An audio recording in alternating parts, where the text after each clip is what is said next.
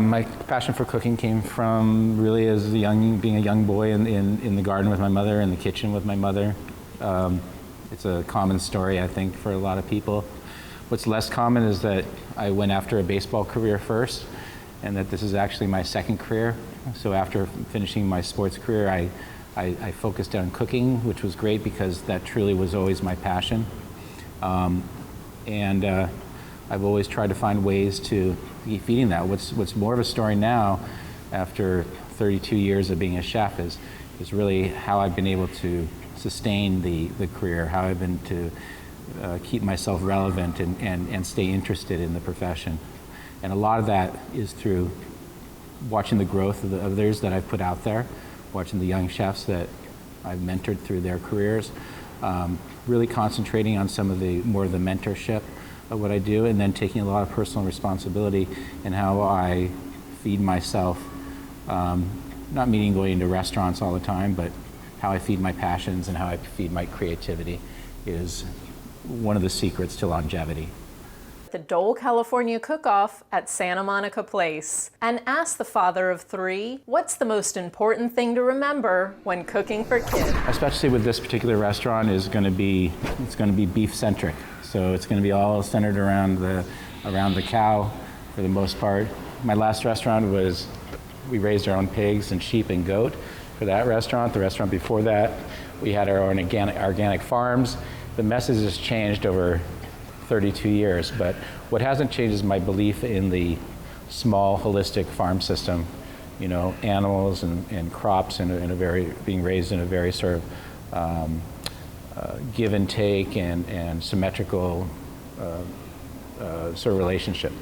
And that part I haven't lost. You know, it's just the emphasis now. I finally get a chance to play with cows this time. So this project started when a very old friend of mine who I'd known for about 25 years in the industry just approached me with the idea. You know, he had an idea, he had a name.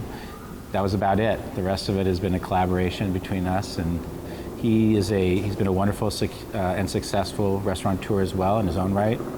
He did a concept called Lemonade, which has done almost 30 units, almost 30 restaurants.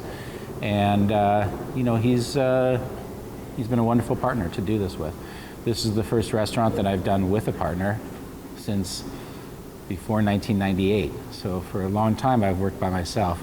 And I'll tell you, I'm enjoying the process, and I'm enjoying the collaboration, and I'm enjoying, you know, having others to sort of grow with.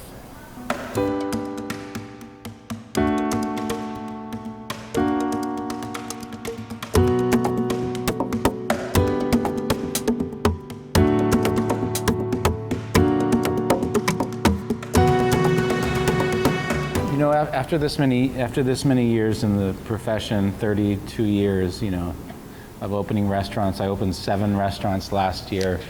The year before that, it was 5 restaurants that I opened. Sometimes I don't always put my name on them. Sometimes I'm opening restaurants for others, depending on what my time is, and how many restaurants I really kind of want to operate under my own name. And it's never become easier. I still lose sleep in the middle of the night every time I want to open a restaurant. You know, I don't think the last name really has anything to do with it at this point. In fact, it's just a non-issue really. But the fact that it may not be me who's the main financier of this particular restaurant that we're doing, but I take as much ownership in it as I do any restaurant, and for some reason I still lose as much sleep over this restaurant as I do as if I'm holding the purse strings myself. I'm Ben Ford, I'm the author of Tame the Feast. I'm going to give you some tips on how to cook shrimp. Shrimp are actually one of the harder things to cook out there. You often will go into places and professional cooks are often overcook shrimp, and I'm going to give you some simple techniques and some things to use so you don't make these same sort of mistakes. What you want to do is you want to start off with some boiling water. You're going to add about a tablespoon of salt per gallon, and you want to get that water really rolling and boiling, because when you add that shrimp to it, they're going to be cold. And they're going to drop that temperature of the water bath, and that's kind of one of the things that can lead up to.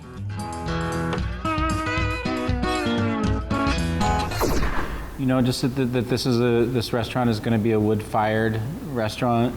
The skill that it takes to work with fire is something that I specialize at. It's something that I teach people, but it's not an easy person to find. It's not easy. You have to train cooks to cook this way and to dance this way with a fire that's always changing. I've spent a great deal of time down in South America, a lot of time in Uruguay.